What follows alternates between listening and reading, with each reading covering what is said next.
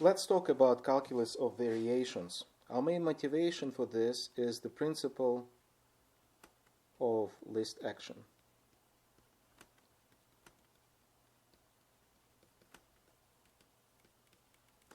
We want to formulate the entire mechanics in terms of this powerful principle. Now, the principle more appropriately should be called the principle of stationary action. You'll see shortly why. This principle is formulated in terms of variational calculus. That's why we need a brief introduction to this branch of math. So, in calculus of variations, one deals with objects called functionals. A functional is a mathematical object that maps a function to a number, and that needs to be contrasted with a typical function that maps a number to a number. So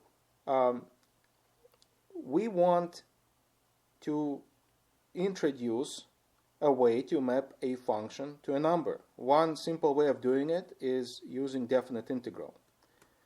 Let's imagine we have an independent variable, x, and we have a function, y of x. That function is unknown and yet to be found, that we will define on that as a function of that variable. And so let's introduce bounds, since we are dealing with a definite integral.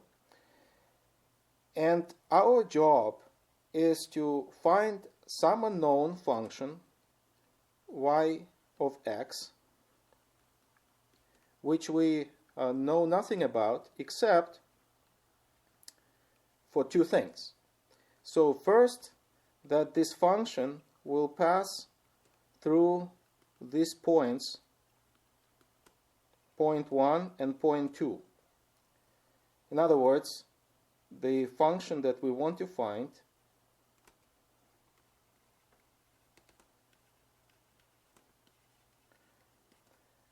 out of all possible curves that can connect point 1 and point 2. We need, obviously, to ensure that this function satisfies these boundary conditions. Y of x1 equals y1 and y of x2 equals y2. Now, and at the same time, we want to minimize this integral s. So how do we construct this integral s?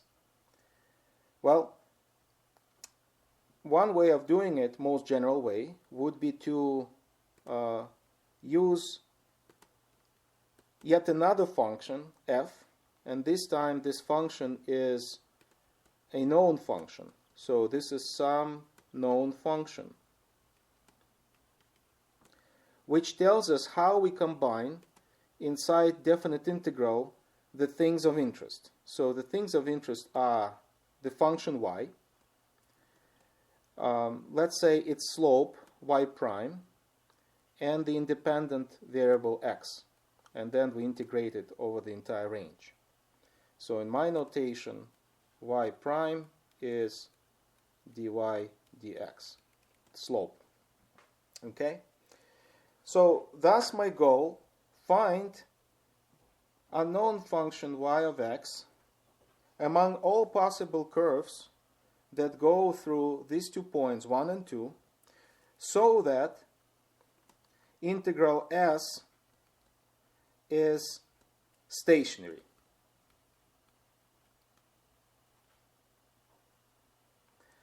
I mentioned earlier that it's minimum. Now, stationary is more general because this integral could also be, for example, maximum. But the important point is we want this integral, this functional s, not to change around the true value of y of x when we add small perturbations or variations to the function y of x. In other words, what we mean is that delta s the variation to this functional will remain 0, it will be unchanged for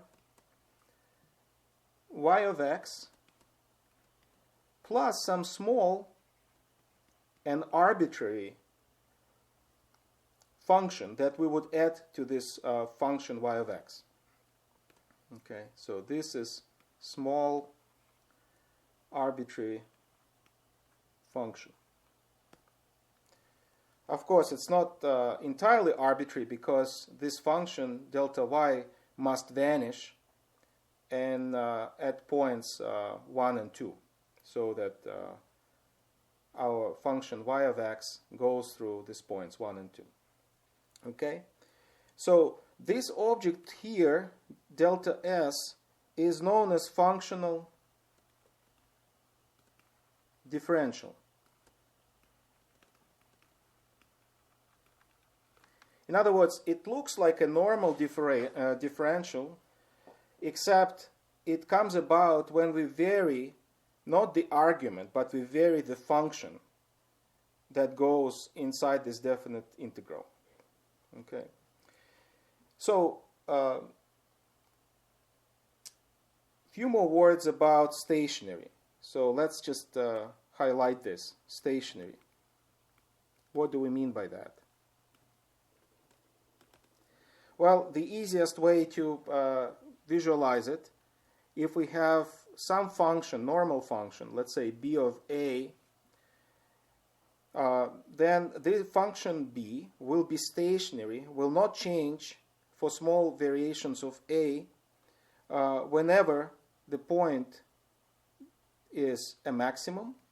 So this means either a maximum, minimum, or point of inflection, point of inflection.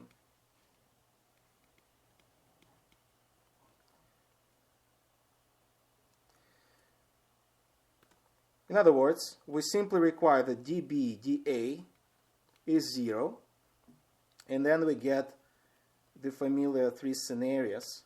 Let's say this is my A, this is B. So I can have a maximum point where this is true and B is stationary. I can have minimum point, or I can also have point of inflection.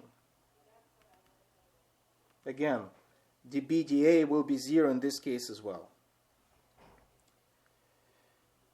So now we are ready to formulate the main problem of variational calculus using some notations, compact notations. So essentially what we are after this functional derivative delta s delta y to be equal 0. So this is the same as saying make functional s stationary. Make this integral stationary. And we go about solving that by finding the unknown function y out of all possible curves that connect the 2 points 1 and 2. And the solution will be, we will discover something called Euler Lagrange equation. Euler Lagrange equation, which we can write right now. So it will be a requirement that partial derivative of function f that told us how we combine y, y prime, and x into the definite integral minus full derivative d dx of this function partial derivative df dy prime. So this is our main result that we will prove next time.